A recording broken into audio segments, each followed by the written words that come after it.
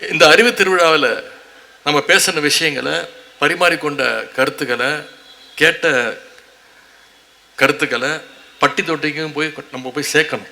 அதற்காகத்தான் இந்த அறிவு திருவிழா நடத்தப்பட்டது.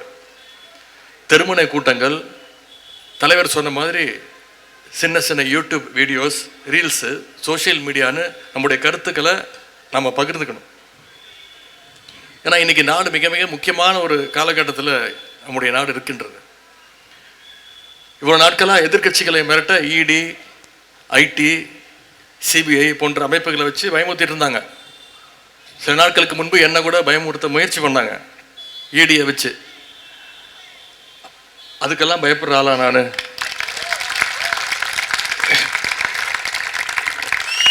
கலைஞருடைய பேரன், கழக தலைவருடைய வளர்ப்பு, எதிர்கட்சிகளை முடக்க இன்னைக்கு எலெக்ஷன் கமிஷனே அந்த வேலையில் இறங்கியிருக்கு.